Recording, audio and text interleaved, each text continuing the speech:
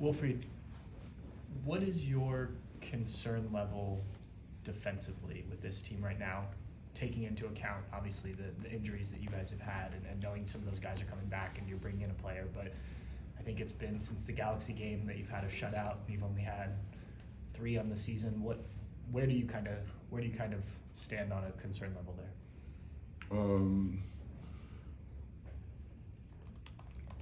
I would say, first of all, we have to, for the moment, as you know, we play without center back. They are coming back step by step.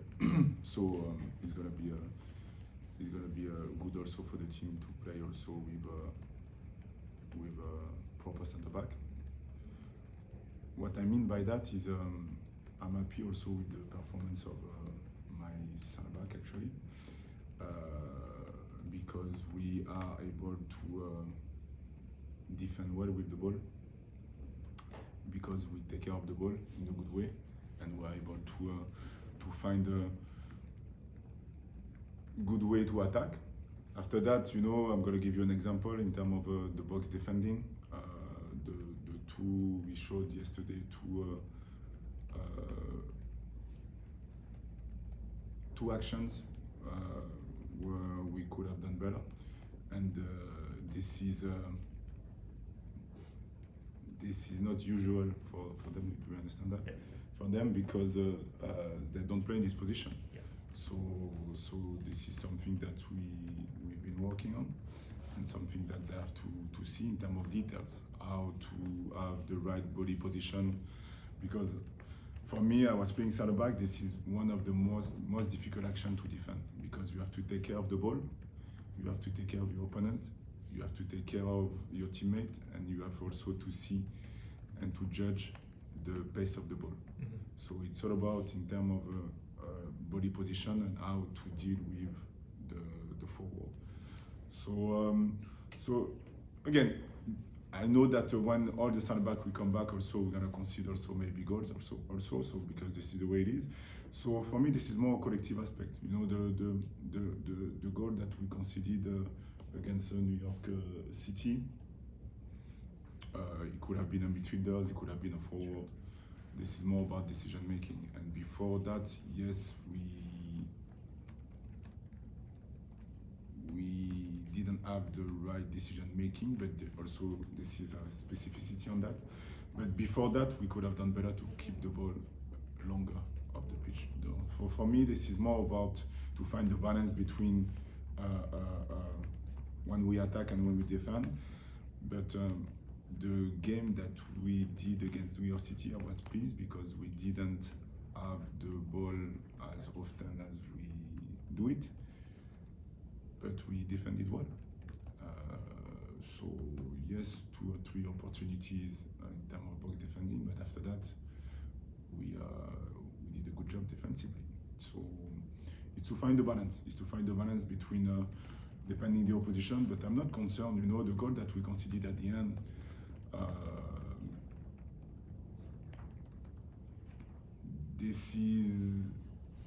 It could happen. It could happen. We scored against Chicago at the end of the game also. So now it's how we conceded this goal. So, but for the moment, it's more about to have the good pathway for that, and to keep going, working on that, and to work, just to work. When you had the back 3, I don't know if you would call it a first choice back 3, but when everyone was healthy, except Josh, I guess, did you like the way that was coming along? I know, talking to some of the guys, you demand a lot of those defenders in terms of possession and whatnot, but did you like the progress that they were making in terms of defending and everything you asked from the defenders in your system? Yes, for sure. This is still in progress because, as you know, I told you already that this position for me is really important. It's all about double task. It's all about able to do the double task. What I mean by that is able to attack and to defend at the same time, able to defend and attack at the same time. So this is not easy. And I asked them also, when Malte came in the first time, he was happy to play first touch, the first pass in the first touch. And I told him, yeah, this is good, but you could have kept the ball. So it's a drastic change for them. So the process is on. We still have certain things that we have to be better at in terms of decision making, but we work with the players and also with the club to have really what we want. Malte mentioned specifically that, so you've gotten through to him. Yes, because I know, again, you know me, the way I think. I'm not thinking that my style of play is better than anybody, but this is the way I believe. And for me, the game that we did, the last 3 or 4 games that we did, our center backs, they did a really good job with the ball. Really, really good job with the ball in terms of recognize to slow down the tempo, recognize to speed up, recognize to play in behind, recognize to play in between, and also to defend the big spaces. So for me, I was pleased with that. Now we know that for the next challenge, we have to be strong defensively on the 1v1. Because at the end of the day, yes, we want to attack, but to attack well, we have to accept the 1v1. And to accept the 1v1, we have to get players who love and who like to play the 1v1. So this is the balance that we have to find. How close are Josh and Milos to being able to step back in for you? For Josh, we think that it's going to be good for him to play with the reserve team because he's gonna get a normal game, you know, with all the situation. Because on the pitch during the practice we try to replicate the game, but this is not a real game. So hopefully he's going to be able to play this weekend with the reserve team to see how everything goes for him. And Milos, this is going to be his third session, collective session. So we'll see the progression, but for this weekend, no, he won't be available. So hopefully for next weekend, he's going to be available. Pat, asking about defense and about the way that you've defended as of late. And the last 2 games, you've given up 2 late goals, and I know you can debate how the goals are scored and who's doing what, but is there, when that happens in consecutive games, do you worry about stopping that from becoming a pattern to where it gets late in a game and your guys are almost expecting that something like that's going to happen? Do you have to guard against sort of the mental game of not allowing late goals to become a trend? Yes, I try to convince the player that yes, we have to be better, but it could happen. Because every game that I watch, there is a situation like this. So I would say that we have to be better, yes, but at the same time, I don't want to install a kind of fear, because there is no fear about this, because we can watch the Champions League game, we can watch a Premier League game, goal is going to be scored, you know, at the end of the game. But for sure, we have to be better on that. And to be better on that is, for me, this is not only the way we're going to defend, is how our block is going to be, is how we're going to take care of the ball at certain moments. Because I'm going to give you an example. The last game that we conceded, that we played, sorry, the goal that we conceded has nothing with for me, we can debate, but there is nothing about the defensive aspect. On this situation, Mo could have played the ball quicker to Pat. And if we do that, there is no goal. So this is not about the defensive aspect. This is about decision making. So for me, this is something that we have to go through that to progress. But my job and the way I am as a person and as a coach also is to give them confidence. And yeah, it's gonna happen. Yes, we have to be better collectively, not individually, because yeah, Mo made this little mistake, but it's, for me, this is something that he has to be better at. But this is not only him, this is everyone. So yeah, the idea is to give them the cues and the nuance about the game, but I'm not the type of coach that for the moment, if it's gonna happen, 10 times in a row, yes, I'm gonna be concerned a lot, but it goes both ways. When we just talked to Jason, he was talking about the call up to Canada and just generally the path that he's taken to get to that point and going from Crew 2 to obviously a bigger role with you this year to now his national team call up. What have you seen in his progression that's enabled him to be a player who could now go represent Canada at the World Cup? Consistency and his intensity. Because all the other things he knows how to play. He has a really good potential in terms of a striker. He's a compose in front of the net. He's able to score in different ways. He is able to read the game well also, to offer solution. But when I took the team in the beginning, I told him this, but I told him that if we want to play and if we want to have a good future and an interesting career for you, you have to raise your intensity, cognitively and also physically. So he was able to do it. So now I'm not surprised that he had the call for that. And now it's all about, he has to be better in terms of compete with himself a little bit more.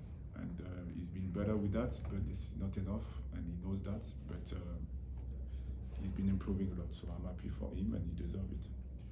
He said a big thing he's heard about himself over the years is potential, and that can be a scary word sometimes because that always means maybe a player's not getting the most out of. Maybe you're not getting, or maybe a player's just not showing the best version of themselves. There's always that potential that's out there. Where is he in the process of learning how to get to what that potential for his future could be?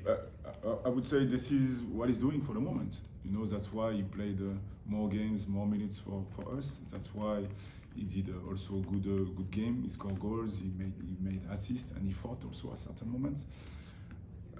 But again, it's all about consistency, and he knows that, and he's aware about this. He works for that, and he's on the right path.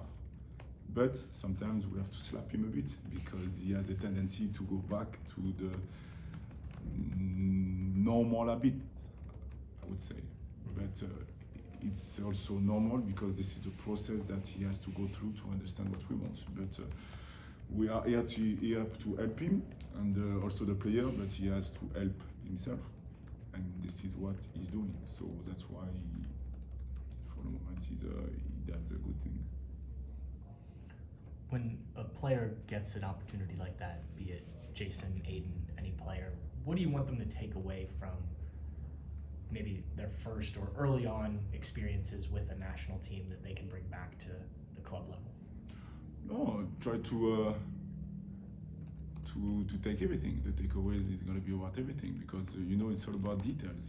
It could be the way maybe one player is going to prepare for the game. It could be new ideas about the coach. It could be a new environment, difficult environment. It could be everything. And for me, it's powerful. That's why I don't like to. When this is not a FIFA break, yes, we are in trouble because we have to send the player to the national team. But at the same time, I like it because this is a good opportunity for the player to learn a lot. And after that, because now he plays with the national team, I can be more demanding with him because he was able to see and to live certain things that he didn't do in the past. So for me, this is powerful, and I'm going to use this opportunity to be more demanding and to challenge them a little bit more. So, because it could be with Aiden, it could be with anybody. With Lucas also. Lucas, he came back, so I'm going to talk with him to see what did he like, what can he do better. And after that, I'm going to use also the two fantastic goals that he scored and also the assists that he made to challenge him a little bit more for the consistency because he did it before he was living with the national team, he did it with the national team. So for me, it means that he is in the right path, I would say, to be consistent. So I like to use every kind of situation to help a player to be better. Do you expect Lucas to be available for Saturday? I know there's a lot of travel. So I'm going to talk with him. He should be available, but now we'll see how easy but he should be available. Yes. Coach, you talk about some of the decision making needs to be a little bit better. What have you guys worked on as far as like the situational awareness, like late in games, midway through the games, or even coming out of halftime, that could help cut down on some of those like mental mistakes late? Experience, time. For me, it's simple as that. We know, and I want that. We have new players with new minutes. They're getting better. But again, it's all about size up the situation. You know, last year we had the same situation with one player in Montreal, and I think at this time he has a 32 or 30 years old, something like that. He made the same mistake, the same, and he had a lot of minutes. But at the same time, because we asked them certain things, so sometimes I want to do it, but it's not the good moment to do it. So we have to go through that. But again, it's all about minutes. It's all about how they're gonna react with this kind of mistake. I'm gonna give you an example. Pat Schulte, yeah, he made a mistake against Cincinnati. He was able to learn from that. But for the moment, it's me talking. I want him to play a little bit more. And sometimes he's in between because he made this mistake. And me as a coach, I want him to keep going. So that's why, as a human being, this is not easy to find this balance because there is ego. And he doesn't want to make this mistake. And me, I want him to play because I trust the way we play. So it's about to find this balance. But it's gonna come with time, and I know that we have to go through that. And sometimes I could be my mind. I am upset because the last game, yeah, we should have won this game, but we didn't do it. But after that, I have to step back and analyze why we didn't win. But yeah, this is the way I see it. All good? Okay. Appreciate you.